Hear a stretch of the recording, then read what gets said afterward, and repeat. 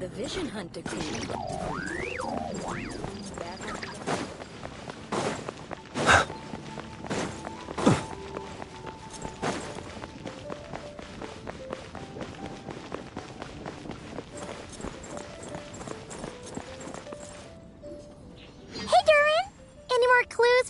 Yeah, I was just about to come find you. Now sprout to life the story's seed. Then on that breeze the mute seek the place where wind and tale entwine. And once there, make 3 riddles into verse, and 3 melodies into song.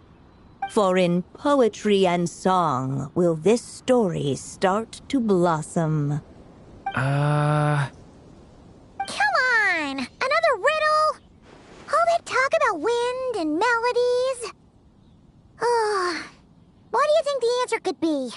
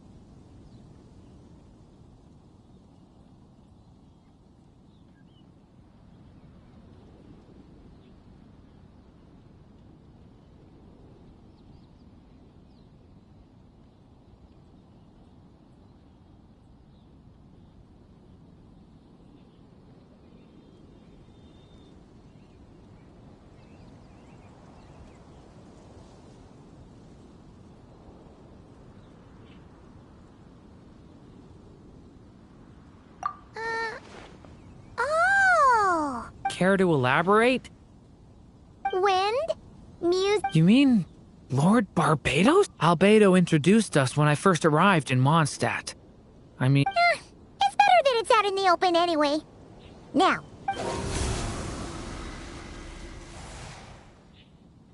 I'm pretty sure he's already caught wind of what's going on here. Why don't we just see where the wind takes us? Right. He definitely makes it easy to forget he's a real god sometimes.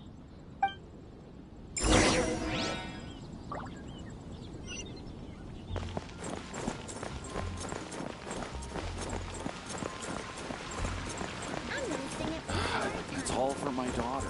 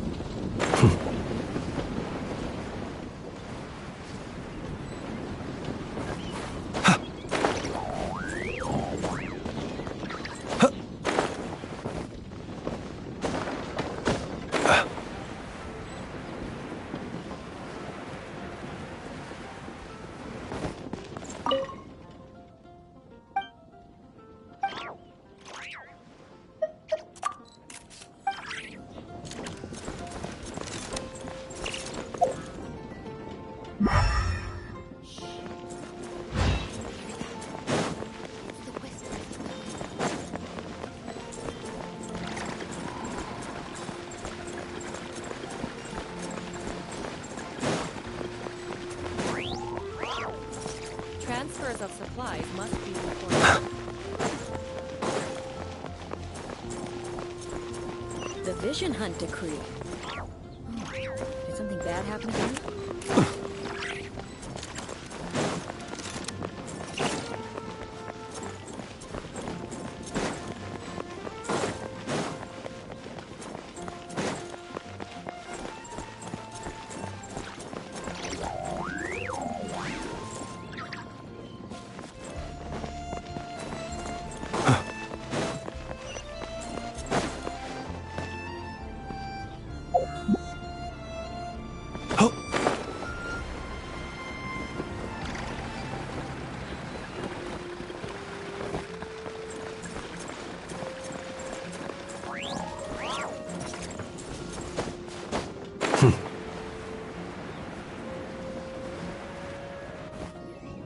Traveler, Paimon! What a sight for sore eyes!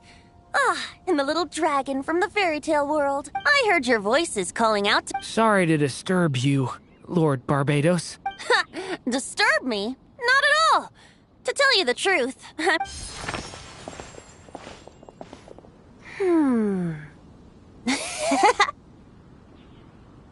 What is it? Did you figure out? 3 riddles and 3 melodies.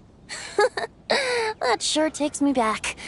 The answer you seek lies hidden in memory. Looks like running to Tone Deaf Bard was the right call after all. Long ago, those mages came to Mondstadt, seeking to test their strength against mine. But I replied, let us make music, not war, and resolve our conflicts through song. So I strummed my lyre and sang them this verse.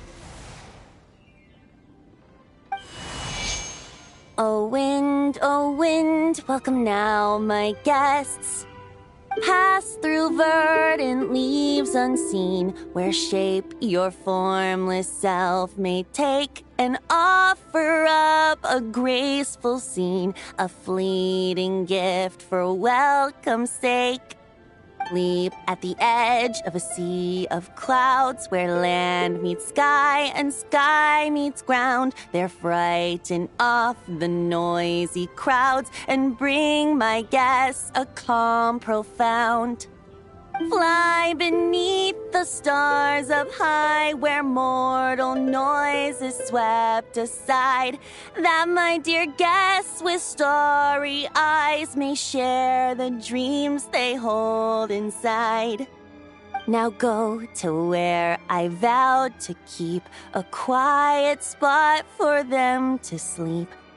No clash, no contest bars the way, just tea and mirth to fill the day. There you have it, the 3 melodies. As for the answers to those 3 riddles, I trust you can guess them by now. The woods, the edge of a cliff, and the sky? Correct! Funnily enough, Your mother was also the first to solve it, all that time ago. There must be some kind of special rapport between those who write stories and those who sing them. The woods, a cliff, and the sky.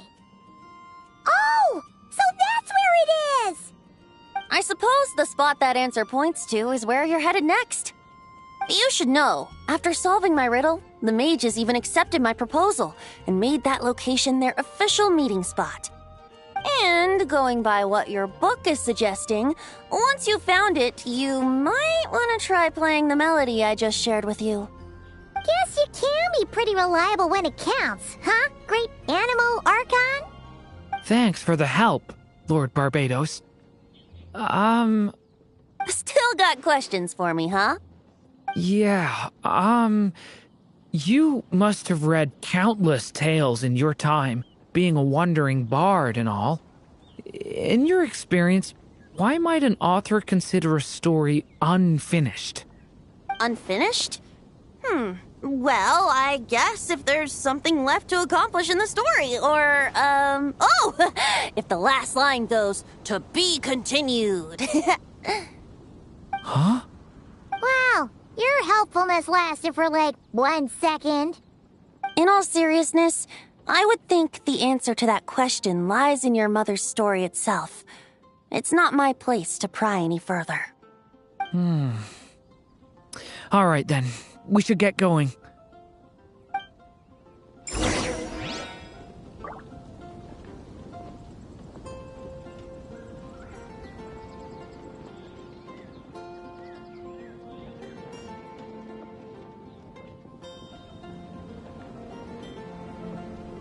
Let us have a modicum of patience for the richness and complexity of humanity. The wanton cruelty of the few is not worth our ire.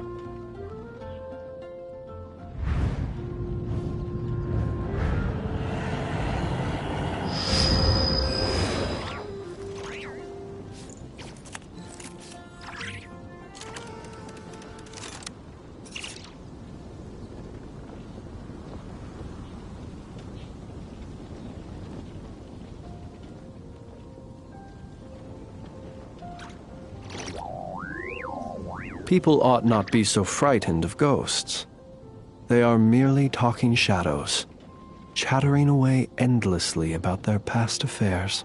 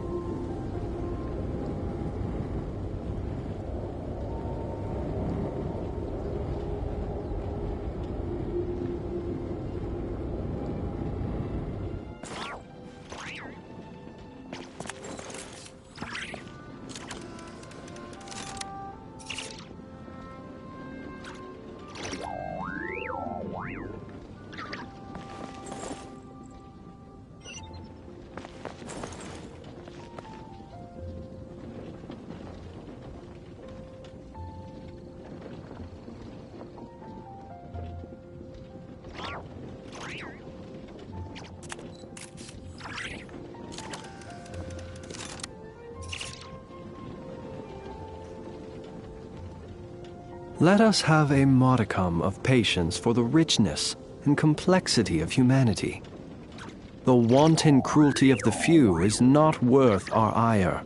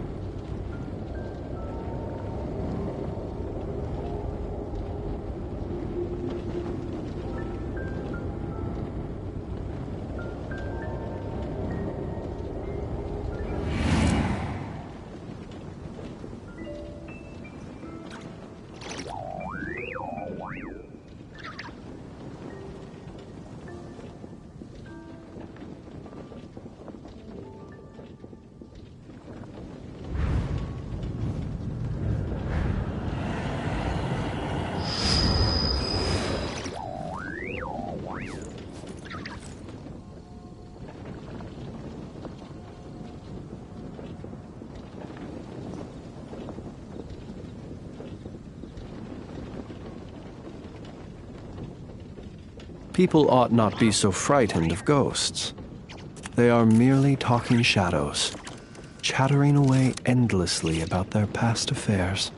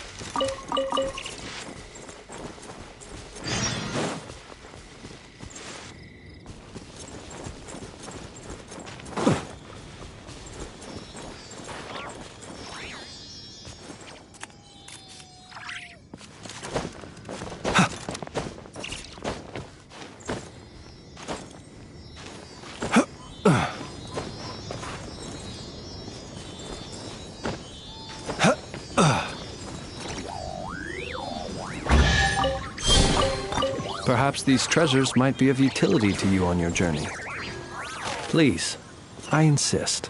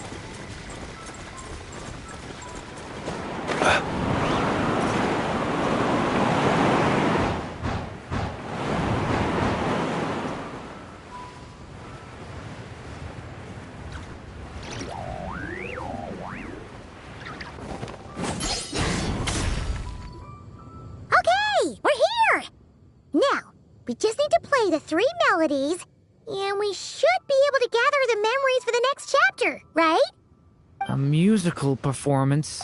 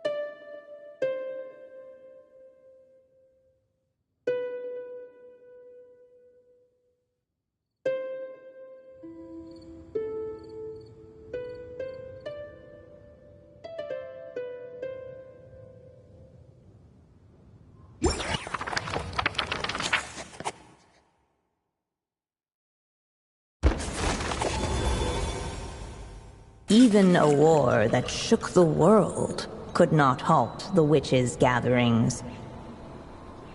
Yet even so, with the passing of time, 3 of their teacups no longer came to be set. The witches did not linger long in sorrow, for the Story Witch had brought glad tidings of her own. Born was her dragon child, safe and sound. Her fellow witches offered up their blessings, eagerly debating how to celebrate the child's birth.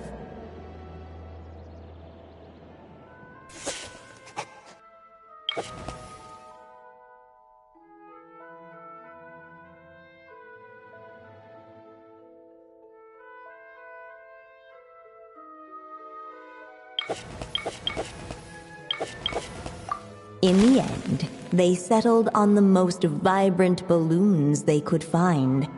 After all, what could be more joyous than the arrival of new life? And so, the witches' gathering turned into a birthday celebration.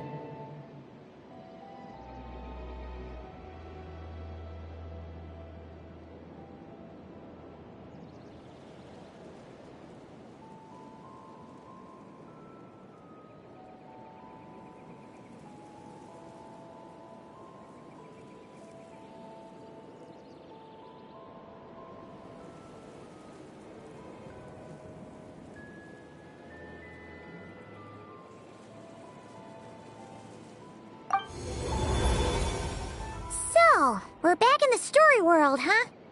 As if from nowhere, new guests appeared at the witch's table. Perhaps they too had come to celebrate the dragon child's birthday.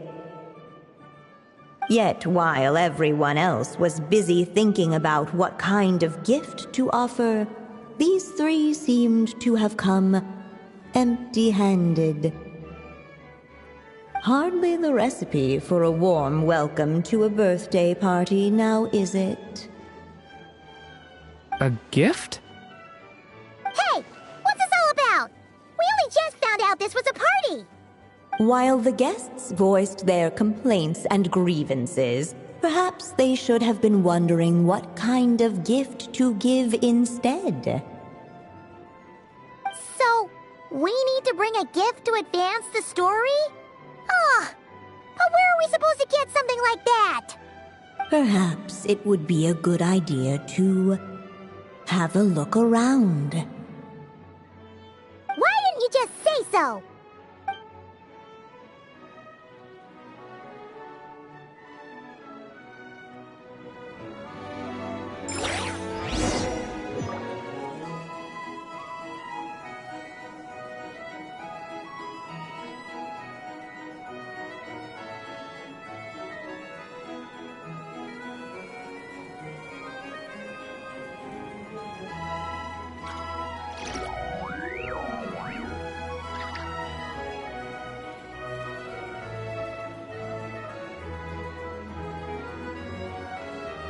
Each day is a new page in my story. I want to savor every scene, every footnote, before I turn to the next one.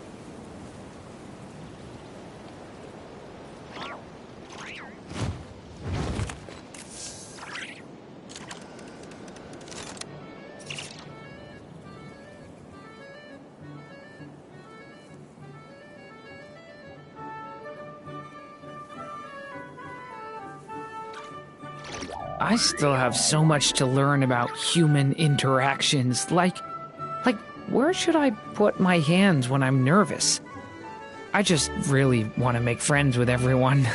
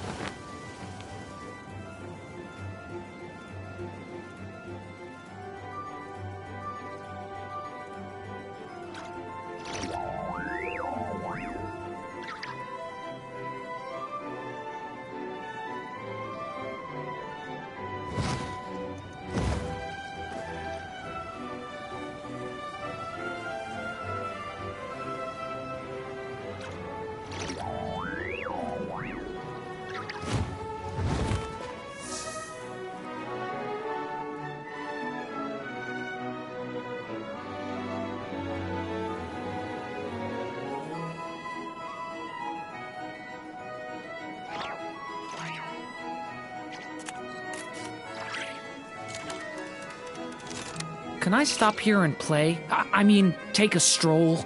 I won't go too far.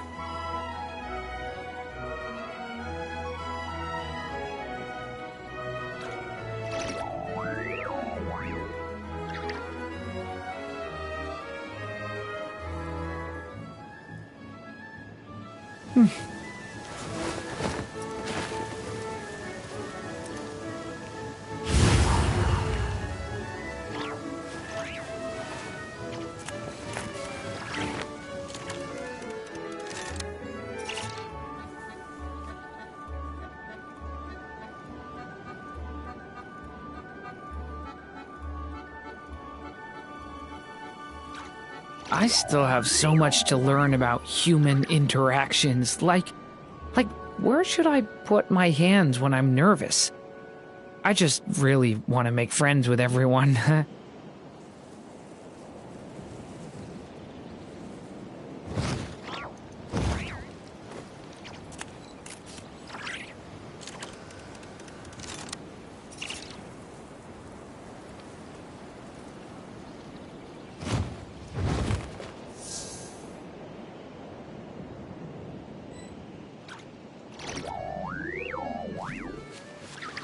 The witches went on chatting away, ignoring the empty-handed guests.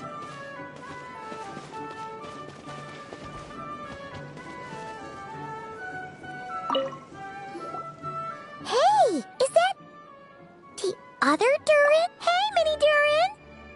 Nope, no reaction. Seriously, did he... Brought to life by the witch's magic ink, the dragon child played with, yet she could not spend all her. But before doing so, she wrote one. Huh, that's a bit... Strange. No wonder you don't remember.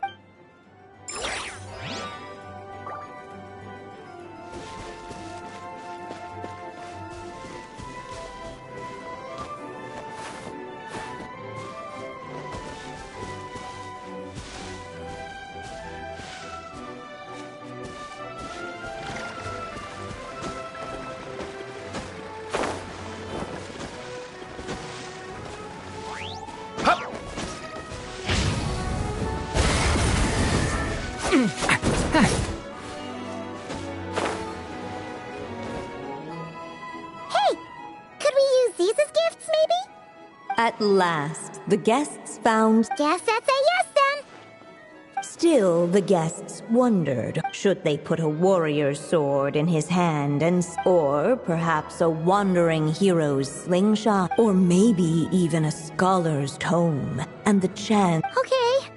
Wow. Oh yeah. Technically, we're actually picking a gift for you, so... You want me to choose? Wow. How come? For as long as I can remember, I've spent most of my time living in the stories my mother... I always thought my mother had everything written out for me already.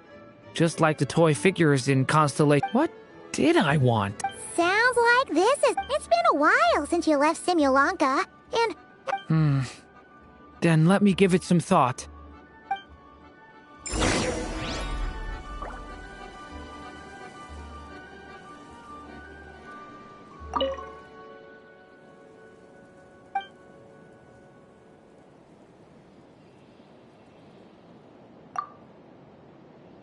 In the end, the guests. So, your dream is to become a warrior?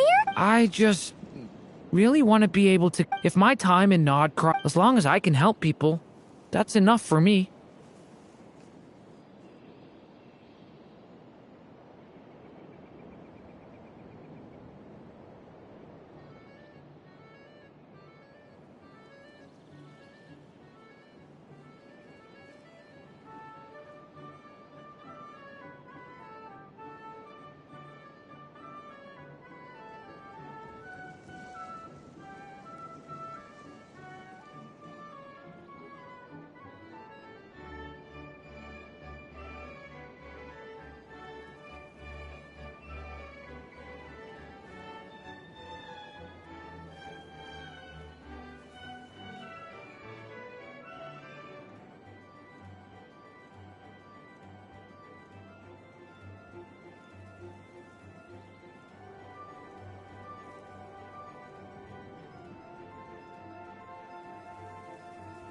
Really?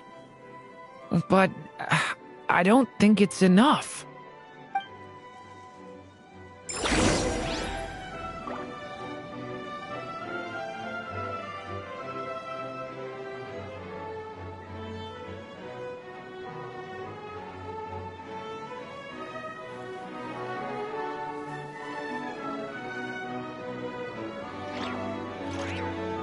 Each day is a new page in my story. I want to savor every scene, every footnote, before I turn to the next one.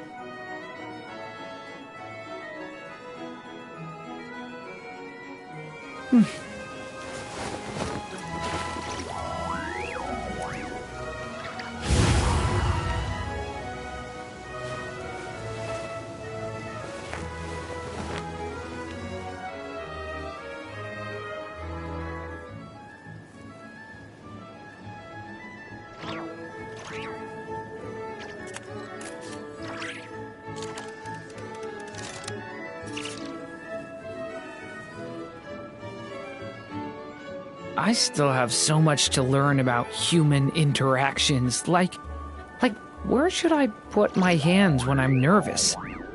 I just really want to make friends with everyone.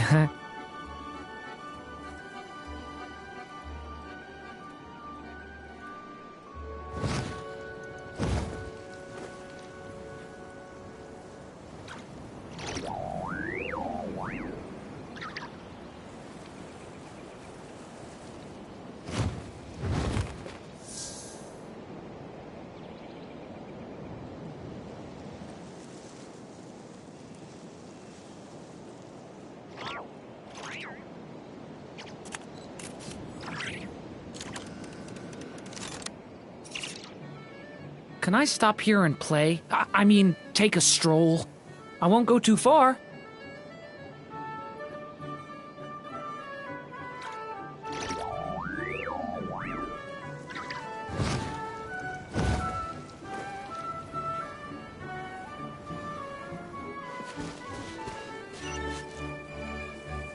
Alright. They should let us in now that we've got a gift, right? Hello there. Brought a gift this time? The newly arrived guest presented his gift, wishing the little dragon a future as an indomitable warrior. Accepting the guest's blessing, the Story Witch invited him and his friends to take their place around the table. Finally, she could introduce them all to her dragon child, telling all in attendance about the moment of his hatching, and of course, the name he'd been given. It was then that the Seer Witch, diviner of the stars, withdrew her gaze from the heavens and turned a sorrowful glance upon the little dragon. You gave him the same name as that evil dragon? That's right. But the life I intend for him shall be very different. What folly to love so blindly. For as you must know, a name is the mirror of destiny itself. He who bears an evil dragon's name must also inherit the fate of its previous owner. His fate has been foretold. Then I'll rewrite it. The witches at the table fell silent, for they knew the Seer Witch's words had never once proven wrong. Yet, just as clearly, they recognized the Story Witch's resolve, for there is scarce a force in this world more fearsome than a mother's love. At last, the Merry Witch stepped forward, dispelling the uneasy silence. So be it. Then we'll all lend a hand. Together, we shall rewrite this child's fate. You mean to defy one of the fundamental rules of this world? I refuse to be shackled by such rules. Besides, this is a witches' gathering, is it not? What could be more fitting a subject for this occasion than to defy them? Oh? Sounds like an interesting experiment. I suppose, were we to succeed in this endeavor, we might bring a touch of wonder to this otherwise dreary sky of stars. The Merry Witch finally talked them all round, just like she had done many times before. Warm and strong as the sun she was, so much so, in fact, that those who her light shined down upon had no choice but to bask in it. And so the witches readied their gifts, 3 marvels of the cosmos. For this child, I shall decipher the ravings of the heavens and lay bare before him the trickery of fate. For this child, I shall leave a formula powerful enough to unravel the very origins of this world, that he may seek another solution for the conundrum of his life. For this child, I shall call upon wondrous magic to make possible his impossible wish. All the Story Witch had was the pen in her hand, yet with the love that flowed from it, she resolved to bring forth a marvel of her own. For this child, I shall leave behind the last story I will ever write, and with it, a path to an ending yet untold. With the witch's blessings given and received, the little dragon's fate at last began to turn. In the midst of the dragon child's birthday celebration, the seer witch proclaimed her prophecy. The child had been given the evil dragon's name, and with it, the burden of its fate. But hearing this, the story witch vowed to rewrite it all, for such was her love and resolve. And so the other witches offered their gifts in turn, marvels as rare as any in the cosmos. Together, they sought to test one of the fundamental laws of this world, in part to support a mother's love, and in part to sate their own curiosity. Oh, and I almost forgot. Our new guests came bearing blessings of their own. Perhaps this extra bit of courage might be all the little dragon needs to change his fate.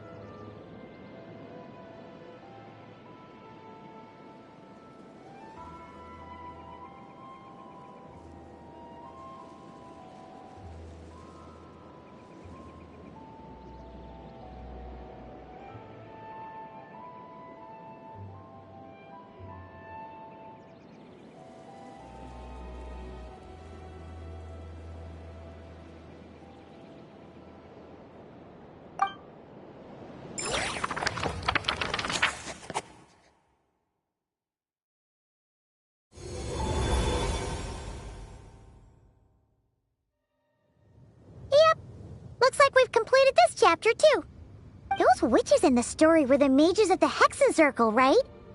They sure seem to care a lot about you, Durin. But, Paimon kinda had trouble following their conversation. Just a bunch of mystery, as usual. The evil dragon's fate. Oh, is that what you're worried about? But didn't we already take care of that?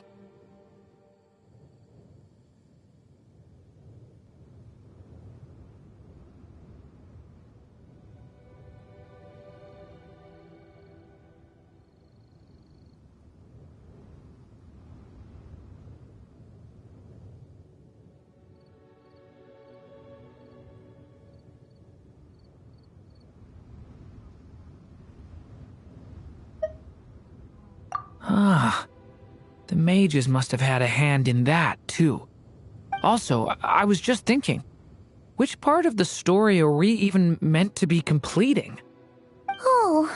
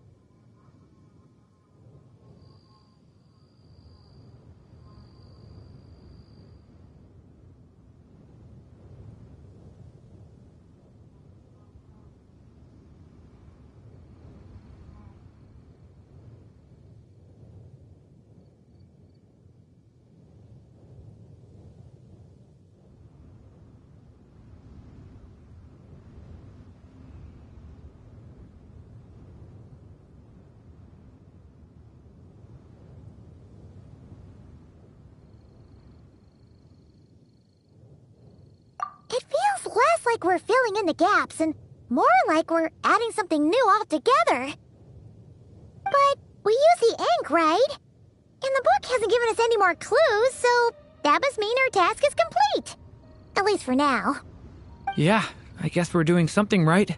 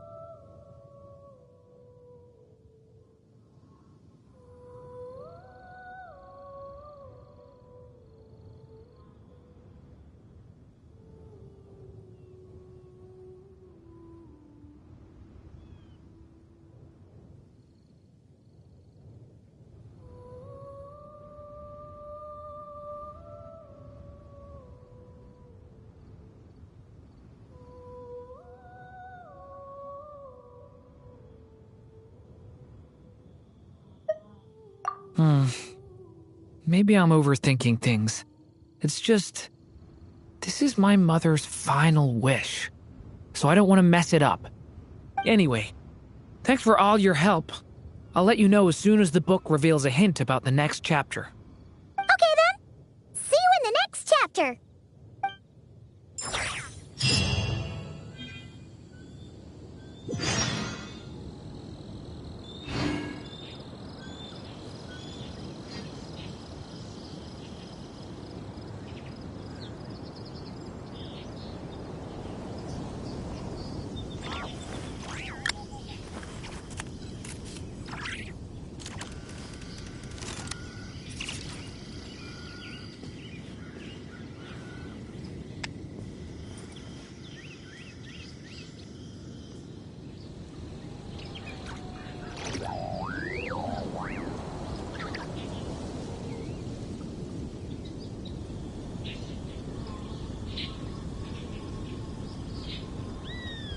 My people are used to the desert life, but still, I hope that one day they'll be able to find an oasis of their own and leave the sandstorms behind for a better life.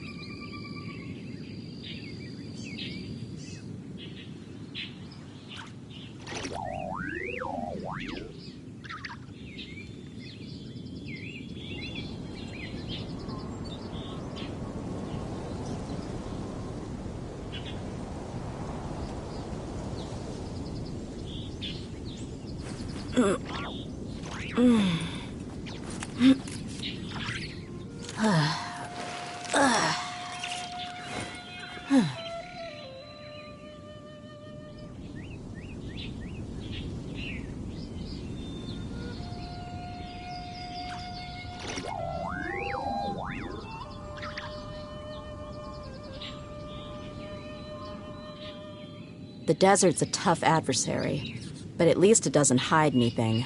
What you see is what you get, and whether you take on the challenge is entirely up to you.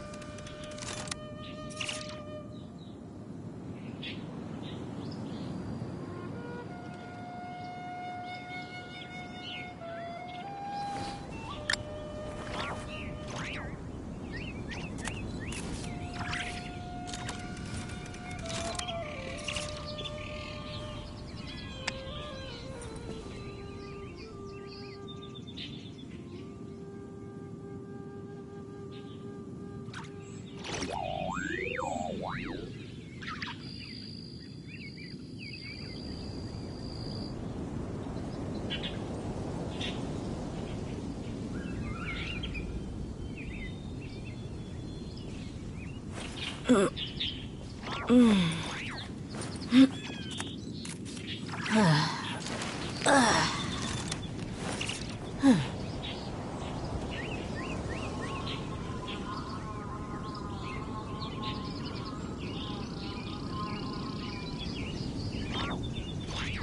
mercs have one simple rule.